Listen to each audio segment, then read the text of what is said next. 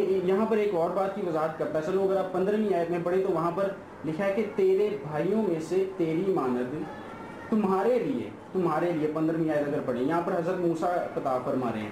جب یہاں تمہارے لیے لفظ آیا ہے تو یہ بنی اسرائیل سے خطاب ہو رہا ہے, جو اتنے سینکڑوں میل دور تھے. بنی اسماعیل ان سے خطاب نہیں ہو رہا, ان سے کہا جا رہا ہے کہ تمہارے لیے, ان کے لیے, انہیں کے بھائیوں میں سے ایک نبی برپا ہوگا.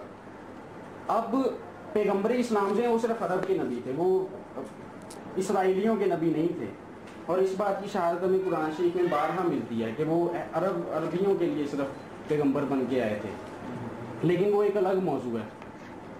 پھر اس کے بعد جو سملیرٹیز والا انہوں نے پوائنٹ پیش کیا کہ سملیرٹیز ان میں بہت زیادہ ہیں حضرت محمد میں اور حضرت موسیٰ میں, جبکہ ان سملیرٹیز پر حضرت عیسیٰ کسی بھی طور سے پورے نہیں اترتے. تو اس میں جو آپ نے سملیرٹیز بتائی ہیں وہ کوئی ایسی یونیک سملیرٹیز نہیں جن کو ہم سامنے رکھ کر اندھا دھند اس بات پر ایمان رکھ لیں کہ یہ بالکل درست بات ہے. دیکھیں جی, سارے پروفٹس نیچرلی پیدا ہوئے, ان کی شادیاں ہوئی, ٹھیک ہے, وہ نیچرلی فوت بھی ہوئے. اور اس طرح تو یہ جو معیارات آپ نے دیے ان کے مطابق تو کوئی بھی ٹام ڈک اینڈ ہیری جو ہے وہ اس پروفیسی پر پورا اتر جائے گا. اس لیے ہم کوئی ایسی سملیرٹیز کی بات کر رہے ہیں جو یونیک ہوں, جو صرف حضرت عیسیٰ کے درمیان ہو اور حضرت موسیٰ کے درمیان ہو, دور دور تک کسی اور کا تعلق نہ ملے ان سے ہمیں. اور اس کے لیے میں آپ کو بتا دیتا ہوں کہ وہ کون سی ایسی سملیرٹیز ہیں. جی, جب حضرت موسیٰ پیدا ہوئے تو اس وقت بچے قتل کروائے گئے, جب حضرت عیسیٰ پیدا ہوئے تو تب بھی بچے قتل کروائے گئے, لیکن دونوں کو بچا لیا گیا.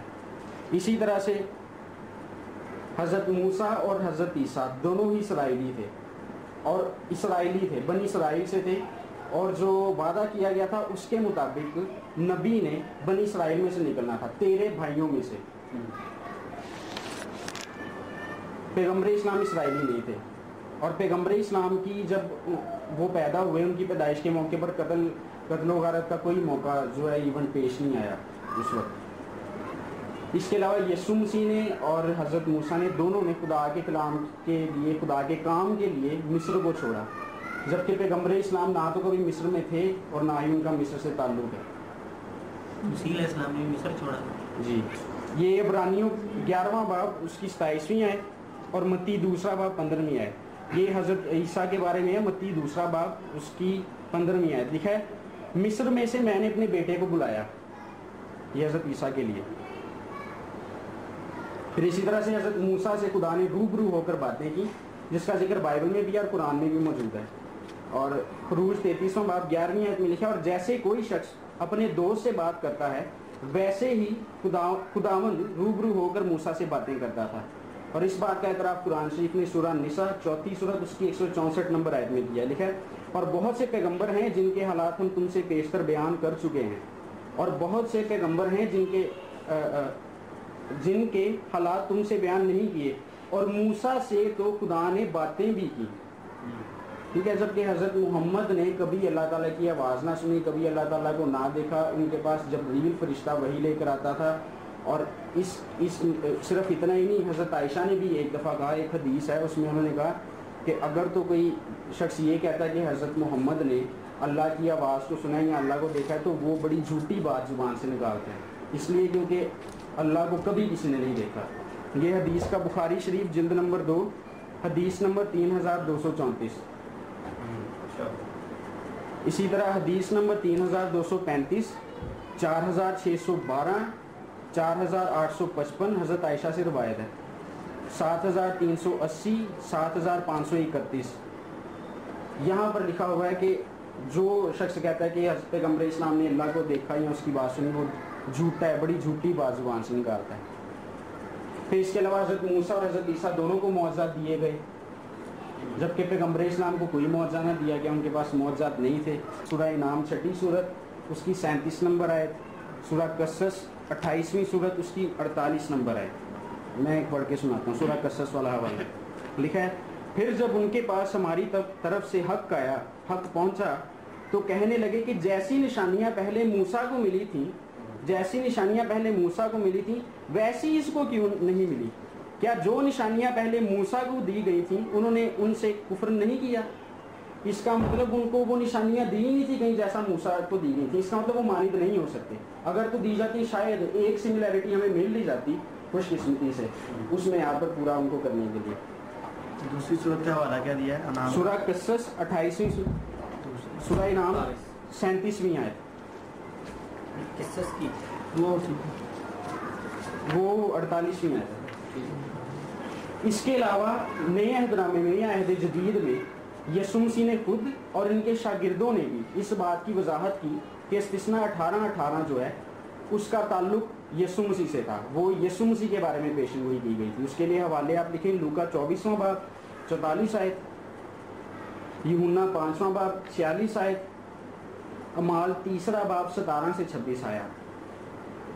یوحنا کا کیا ہے؟ 5واں باب 46ویں آیت، اعمال 3 باب 17 سے 26 آیات، لوکا 24 باب 44 آیت۔ پھر اس نے ان سے کہا، یعنی کہ مسیح نے، یہ میری وہ باتیں ہیں جو میں نے تم سے اس وقت کہی تھیں جب تمہارے ساتھ تھا، کہ جتنی باتیں موسیٰ کی توریت اور نبیوں کے صحیفوں اور زبور میں میری بابت لکھی ہیں وہ پوری ہوں۔ یوحنا 5:46، کیونکہ اگر تم موسیٰ کا یقین کرتے تو میرا بھی یقین کرتے، اس لیے کہ اس نے میرے حق میں لکھا۔ اعمال 3 باب 17 سے 26، لیکن اس کی جو ایک آیت ہے میں وہ پڑھوں گا۔ اگر آپ اس کا کانٹیکسٹ پڑھیں تو یہاں پر مسیح کی بات ہو رہی ہے اور آگے بتایا جاتا ہے کہ اس کے بارے اسی مسیح کے بارے میں موسیٰ نے بھی کہا، اور یہاں پر لکھا ہے چنانچہ موسیٰ نے کہا کہ خدا تمہارے بھائیوں میں سے، وہی ورڈز ہیں ایگزیکٹلی، تمہارے بھائیوں میں سے تمہارے لیے مجھ سا ایک نبی پیدا کرے گا۔ یہ یسوع مسیح کے اور ان کے شاگردوں کے دعوے تھے کہ جو استثناء 18 میں پروفیسی تھی وہ یسوع مسیح کے لیے ہوئی تھی، جبکہ دوسری طرف اگر ہم پیغمبر اسلام کی اپنی اسٹیٹمنٹ کو دیکھیں تو انہوں نے کہا کہ میرے جیسا کوئی نبی نہیں تھا، میں کسی نبی جیسا نہیں ہوں۔ اس کے لیے آپ لکھ لیں، آپ یہ کہہ رہے ہیں کہ وہ مانند جو ہے موسیٰ کی مانند تھے، لیکن انہوں نے تو خود کہا تھا کہ میں کسی کی مانند نہیں ہوں۔ صحیح بخاری جلد نمبر 1 حدیث نمبر 335، 438 جلد نمبر 2 لفظ پڑھ کر سنیں۔ جلد نمبر 2 حدیث نمبر 3122 اور مسلم 1163۔ تو انہوں نے تو خود کہا تھا کہ میں کسی نبی کی مانند نہیں۔ اس کے بعد آپ نے مددگار والی بات کی کہ وہ انہوں نے کہا کہ دوسرا مددگار تمہیں دوں گا، اور روح حق والا جو حوالہ آپ نے یوحنا کی انجیل 16ویں باب میں سے پڑھا، تو بڑی خوبصورتی سے آپ نے بیان کرنے کی کوشش کی کہ اس کا تعلق بھی سم ہاؤ جو ہے وہ پیغمبر اسلام سے ہے، وہ پیغمبر اسلام کے لیے پیشن گوئی کی گئی ہے، جبکہ ایسا نہیں ہے۔ دوسرا مددگار یا روح حق پیغمبر اسلام کسی بھی صورت میں نہیں ہو سکتے، کیونکہ فرسٹ پوائنٹ 14ویں باب کی 16ویں آیت میں لکھا ہوا ہے، یہاں بھی روح حق اسی مددگار کا ذکر ہو رہا ہے، حضرت عیسیٰ اس کا پرومس کر رہے ہیں، لکھا ہے وہ ابد تک تمہارے ساتھ رہے گا۔ کوئی بھی ہیومن بینگ کسی کے ساتھ ابد تک نہیں رہ سکتے، ہمیشہ تک کوئی بھی ہیومن بینگ کسی کے ساتھ ہمیشہ تک یا اب تک نہیں رہ سکتی۔ دوسرا پوائنٹ، اسے روح حق کہا گیا ہے۔ انسانی جسم روح سے ڈسٹنکٹ ہے، انسانی جسم کو آپ روح نہیں کہہ سکتے، روح انسانی جسم سے ڈسٹنکٹ ہے اور اسے روح حق کہا گیا ہے۔ تیسرا پوائنٹ، دنیا اسے نہیں دیکھ سکتی، دنیا اسے نہیں دیکھتی۔